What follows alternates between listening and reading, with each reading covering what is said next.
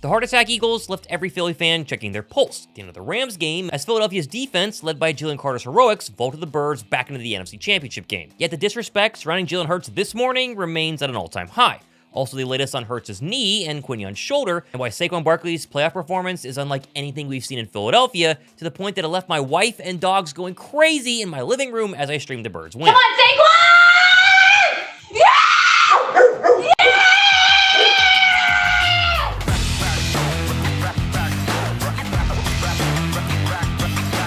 Philadelphia's epic win over the Rams, set inside an insane snow globe-style stage, was one of the most exciting Eagles playoff wins in my memory. It had ups, it had downs, twists and turns, and in the end, it was Saquon Barkley and the Birds' championship defense that saved the day and vaulted Philadelphia back to the NFC Championship game for a round 3 matchup with the Washington Commanders. And obviously to celebrate, we're less than 4,000 subscribers away from giving this a signed DeVonta Smith football, and less than half of you guys are subscribed, so go ahead and subscribe to get entered for this one.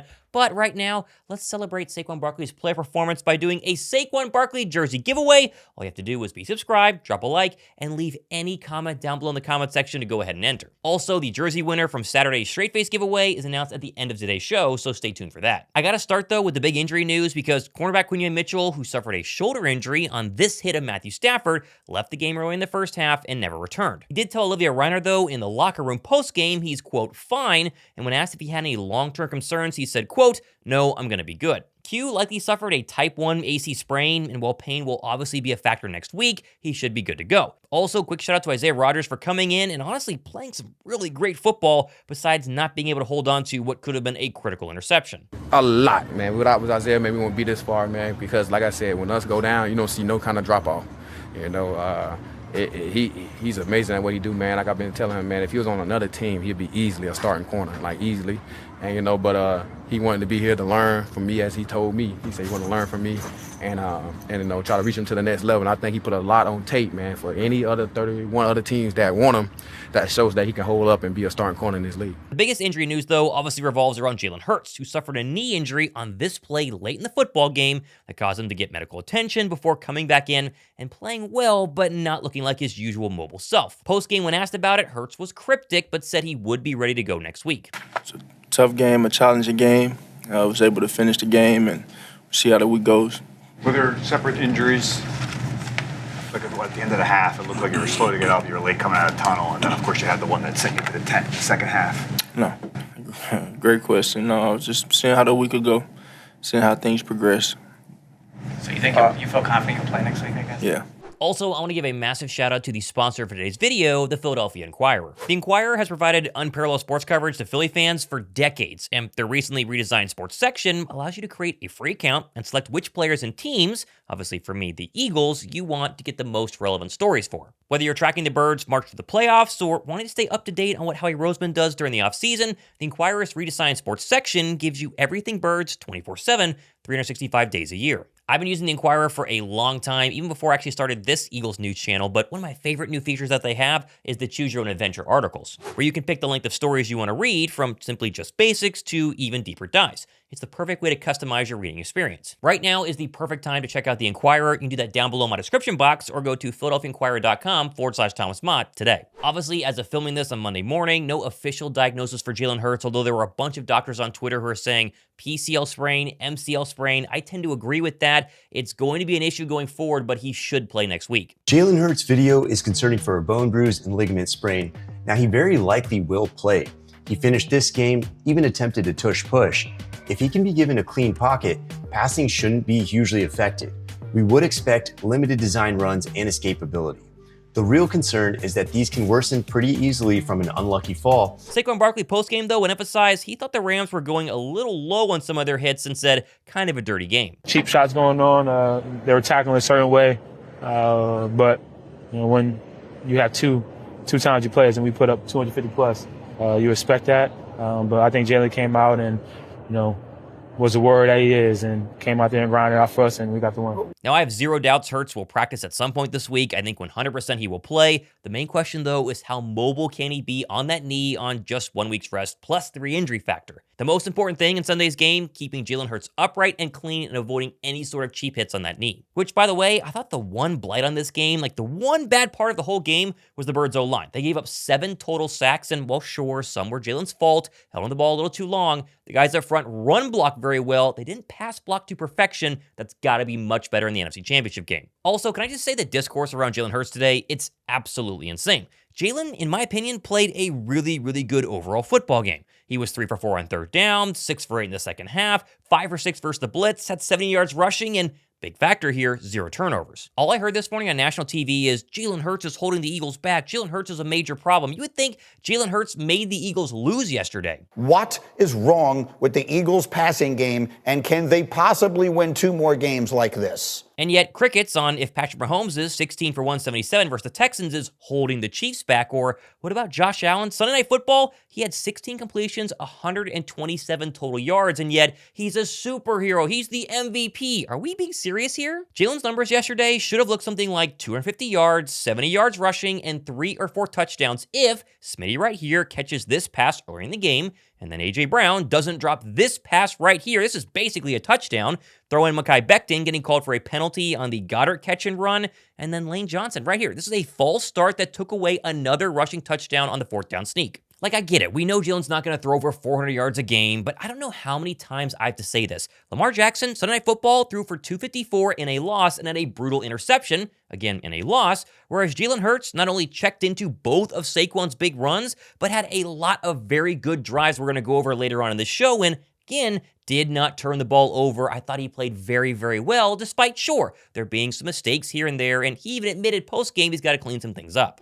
I have to watch the film to be able to assess it better, but rhythm is everything. Rhythm is everything, and we just got to be able to find our rhythm on what we do, and rhythm doesn't mean quick passes, long passes, or whatever. It's just finding our niche in what we do, and I think what we've been able to do this year in terms of what our rhythm is, it's, you know, we love to start out fast, some type of way, get some explosives, and pop some in the second half, you know, pop some big-time explosive plays in the second half. I think Saquon has been tremendous at that. Rain, sleet, or snow, he's been able to pound, and then take it off. Another factor no one's mentioning today, and yet every Eagle player said was awful post-game, the snow. Throwing in the snow, especially in the second half, absolutely brutal, especially for Jalen Hurts and A.J. Brown, who emphasized that post-game during their locker room press conference. Did the conditions affect the passing game? Absolutely, it affect everything. Like, I wouldn't wish that on my worst enemy. That was not fun, honestly. That wasn't fun at all, man. Tough game, tough conditions, but, you know, you make the most of them. And, you know, try to get the win, and I'm glad we did it. I think Jalen Hurts held on the football a little too long, but regardless of all the stats and all the numbers, he played to win the game. What matters in Philadelphia is right now, play good defense, run the ball with Saquon Barkley, don't turn the ball over. That is the triple recipe for the Birds to go ahead and win a Super Bowl. And got this just seconds before his 78-yard run to blow the game wide open, but he now sits 3rd all-time in total NFL single-season yards, including the playoffs, and can easily surpass Terrell Davis from 1998 when this playoff run is all said and done. Got a smile on my face thinking about it. Like, this is what you dream about. This is why I came to Philly. I wanted to be a part of games like this, and I'm just happy to be able to be a part of it. It gives us some relief because we know one play he can change the game, you know. So we just focus on our guy, make our block, and we look up, the crowd cheering, and he's right behind us, and we know we just got to finish. So he has that home run ability. And I'm excited. I'm glad he's on my team. The second most dangerous asset in Philadelphia, Jalen Carter, a masterclass from the All-Pro yesterday. Multiple sacks. The punch out here of Kyron Williams. This fumble completely changed the momentum. And then the sack of Matthew Stafford. This one literally saved the game because behind him, the Rams had a tight end wide open here. This is probably a touchdown if Jalen Carter does not get a big sack. Oh, yeah, man. I don't know. I just been read the O-line the whole game, and I thought I had a good rush in mind, and I did that rush and got a sack on it. What'd you do on that? I went towards the center and did a little fillet and went back inside. It wasn't really nothing special, but it worked. Did it 2 times in a row, got pressure on the quarterback in 1 sack. Felt good, though. JC's so special, man. He's going to be one of the ones. And I ain't trying to put too much on him right now, but going against him and now being on the same side of him and talking to him on the sideline before that, and look in my eye and let me know that he's going to make the play. And he's one of one. So it was big. I love the support from the sideline, from the fans. The offense, we all were standing up, supporting our defense, and that's what it takes, man. It takes every single one of us. We want to accomplish what we want to accomplish. It's going to be a team effort, and we did that today. And I saw it. I was like, he killed. It was only a matter of time before he was going to kill that right guard. No disrespect to the right guard, but. What was it like playing in the snow today? Carter's day overall, nothing short of an absolute defensive line masterclass, clearly showing why he's one of the best interior D tackles in the league, first team All-Pro, and as Brian Baldinger pointed out, this was about as good as Jalen Carter has been all season. Let's concentrate on Jalen Carter right here. Right there, it gives a signal to Nolan Smith. You come crash the party, and I'll loop. There's the signal. There's the crash. Bam. Kevin Dotson's down. Jalen Carter gets to Matt Stafford on 3rd and 3, time to punt. All right, that was that. Now, on this play right here, he's going to work to the outside, and he's going to call this holding call. Yep, they actually called one on Havenstein right here. The flag came out, backed him up 10 yards. All right. Now, you watch this right here. Watch the outside swim. Bam. All right, now, here comes the back. Beats the back, and he gets to Stafford, forcing that errant throw. Almost picked off by Isaiah Rodgers. Now, first play of the third quarter. All right, snow's piling up. Here he comes inside, getting to the feet of Stafford right there, nipping at him, maybe forcing that throw past Cooper Kupp. Who knows? Now, 16-15 after the safety. All right, here we go. First play of the fourth quarter. Biggest play of the game to this point, coming right here. Like here he comes playing off the block, and here comes Kyron Williams. He balls that right hand up and punches that ball out. And Isaiah Rodgers falls on it and takes it down to the 5-yard line. Huge play in a 16-15 game right there. Turn that momentum completely around. Now, one-on-one with Bo Limmer, the center. Here he comes. Gets that piece of that ball right there. Working the rookie center over and over again. Late swim. Here he comes. And now here comes Ojomo, finishing it off as they fell into that twist. Beautiful. And then you get this. Here it comes again. There's that swat.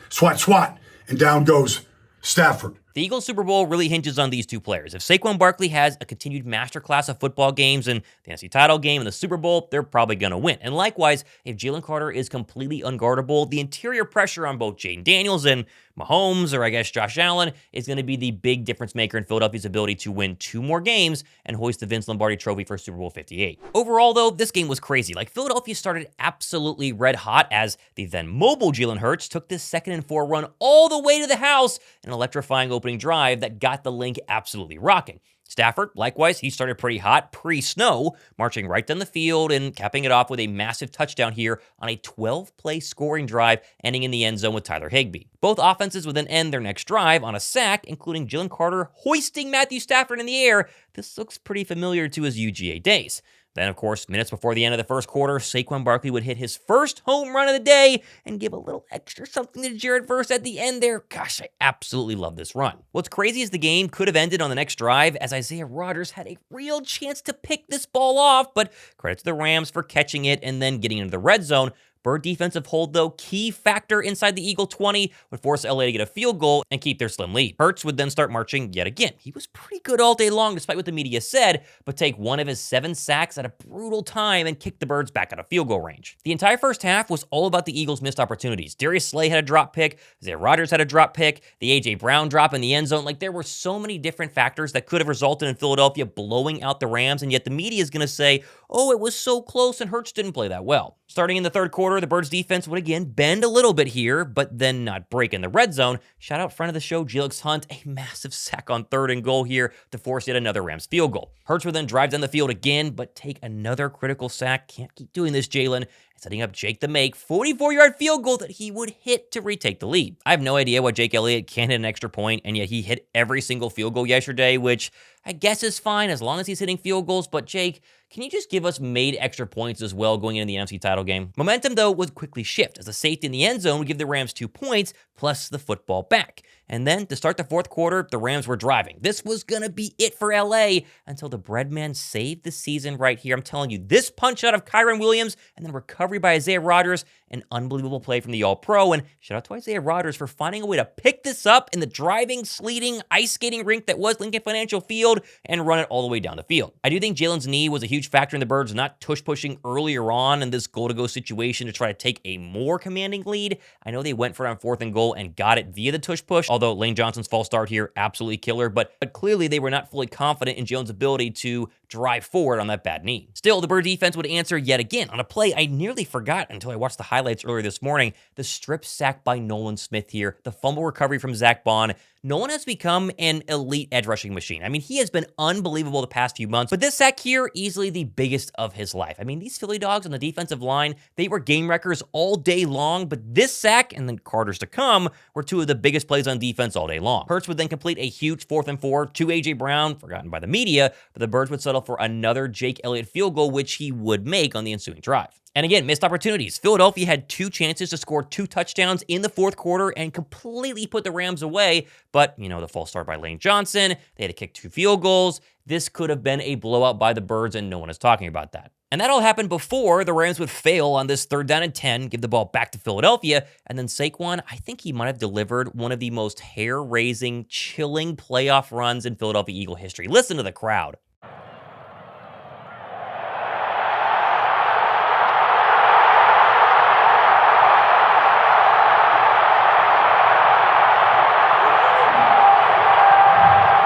Now that run, of course, should have ended it. They were up 2 scores, 4:36 left. Jake Elliott, though, would miss another extra point, which is unbelievable, and technically give the Rams life. And personally, I thought the defensive possession on the following Rams drive was a little bit too soft. They let Stafford go right down the field and go for a score to get the Rams back within 6 and send me into a complete panic. Now, I like the play action call on the following Eagles drive here. I know Jalen took a sack, but I get they're trying to go for the knockout blow, but his knee isn't that great, and so rolling to the left, don't know if I love it, but man, they punted the football way too fast and really gave the Rams a clear chance to win this game. And I was panicking. If you were watching my stream, I was freaking out here. Stafford was money, marched right down the field. When they hit this deep ball to Puka Nacua, I really thought it was over. I feel like I need multiple weeks just to go back and keep watching the film and reliving that day. It was one of the most unbelievable Eagle wins of my lifetime, and yet now, all the attention shifts back to the Commanders and a round 3 matchup versus the red-hot Jane Daniels and a team the media, especially this morning, is absolutely in love with. We're going to do everything like we can do to we live to see another day, but we'll do everything we can do to fix the issues that happened today. But sometimes the issues, just like I said to the team this week, is good plays from the opponent. The further you get along in this, the more it's going to be, hey, the opponent made a really good play. And how do you embrace the adversity? And I think our guys really did a good job. Yeah, we can win in a lot of different ways. And like you said, resiliency is kind of our specialty. Adversity, fighting adversity. Nick talked about adversity this week a lot. And you never know what it's going to be in the game, like before the game. But when it happens, how are you going to respond? And I think we responded pretty well. The Eagles have now won back-to-back playoff games in dramatic fashion, from Saquon Barkley's big runs to defensive stands, and they've held 2 offenses to way below their season averages in both the Rams and the Packers, when all the media was saying they're not going to be able to stop Jordan Love, they can't stop red-hot Matthew Stafford, and yet here we are. Now be very interesting.